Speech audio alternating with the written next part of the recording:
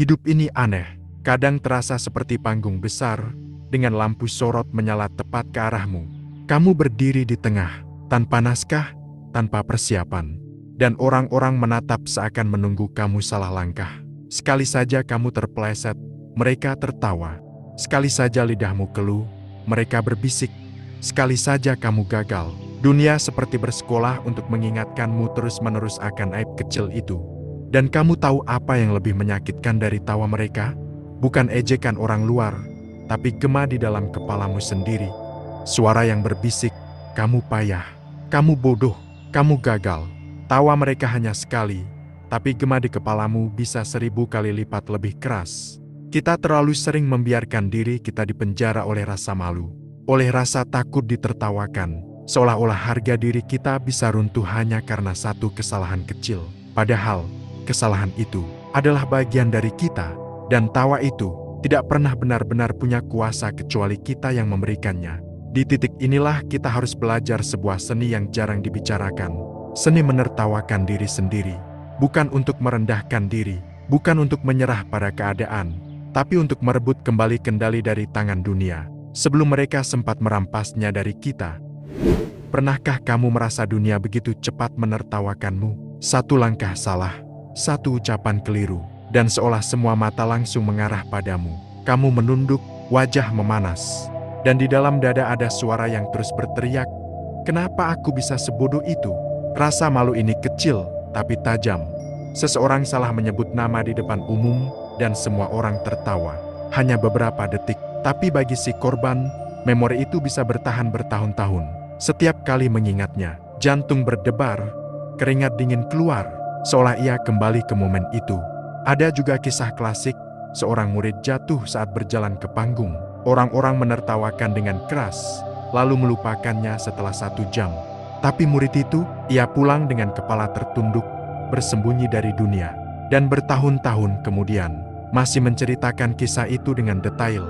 Yang lucu, orang-orang di sekitar kita sebenarnya cepat sekali lupa. Mereka punya hidup, punya masalah, punya drama sendiri. Tapi kita justru menyiksa diri dengan mengulang-ulang adegan kecil itu. Berkali-kali dalam pikiran, kita simpan rasa malu itu seperti batu besar di punggung. Lama-lama, kita mulai takut salah langkah, takut terlihat bodoh, takut jadi bahan tertawaan, takut dicap gagal hanya karena satu momen kecil. Dan ketakutan itu tumbuh menjadi penjara. Penjara yang tidak dibuat oleh orang lain, melainkan oleh pikiran kita sendiri. Begitulah cara rasa malu bekerja. Ia menyusup ke ruang paling sunyi dalam diri kita. Bahkan saat orang lain sudah tidak peduli, kita masih mengasuhnya seperti anak kecil. Kita membesarkan rasa malu itu sampai ia menjadi monster. Monster yang membuat kita kaku setiap kali ingin melangkah. Pada akhirnya, kita sadar sesuatu, yang paling menyakitkan bukan tawa orang lain. Yang paling menyakitkan adalah tawa yang bergema di dalam kepala kita sendiri. Sebuah gema yang tidak pernah berhenti, bahkan saat panggung sudah lama kosong. Dari sini kita belajar bahwa musuh terbesar bukanlah orang-orang di luar sana, bukan ejekan teman, bukan cemooh dunia. Musuh terbesar ada di dalam kepala kita sendiri. Pikiran yang terus berulang-ulang, memutar rekaman memalukan itu tanpa henti. Kamu tahu kenapa orang lain bisa menertawakanmu dan melanjutkan hidup mereka dengan ringan, karena bagi mereka, itu hanya potongan kecil dari drama sehari-hari. Tapi bagi kita, itu menjadi episode penuh trauma, seolah seluruh hidup kita terdefinisi hanya dari momen itu. Maka jadilah kita manusia yang rapuh. Kita berhenti mencoba berbicara lantang, karena takut salah. Kita berhenti tampil, karena takut ditertawakan. Kita menutup diri, karena lebih aman menjadi penonton ketimbang menjadi aktor di atas panggung. Padahal hidup ini memang panggung sandiwara yang absurd. Tidak ada aktor yang sempurna. Semua orang pernah terpeleset. Semua orang pernah salah bicara. Semua orang pernah jadi bahan tertawaan. Bedanya hanya, ada yang sanggup tertawa bersama, ada yang memilih bersembunyi. Coba pikirkan, bukankah seringkali kita juga menertawakan orang lain?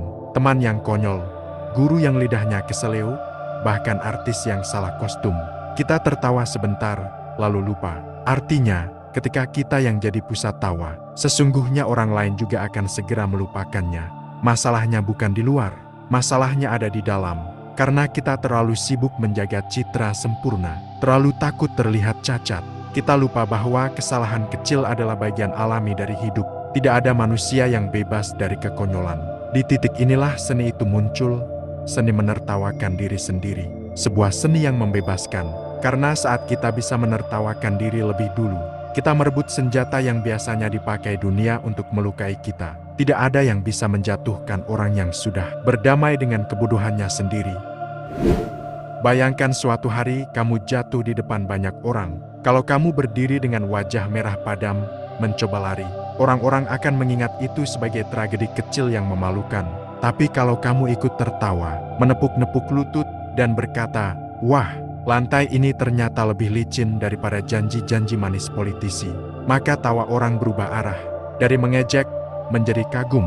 Itulah kekuatan menertawakan diri. Ia bukan sekadar mekanisme bertahan, ia adalah strategi.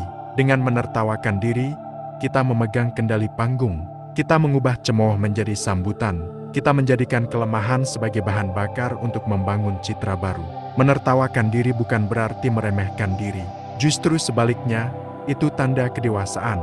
Itu tanda bahwa kita tidak lagi dikuasai rasa malu. Kita sudah cukup kuat untuk menerima bahwa kesalahan adalah bagian dari perjalanan, bukan akhir dari segalanya. Lihatlah orang-orang yang paling karismatik. Mereka seringkali bukan yang paling sempurna. Mereka adalah orang yang berani mengakui kekonyolannya dan menjadikannya bahan candaan. Karena di balik tawa itu, ada pesan, "Aku tidak takut terlihat bodoh."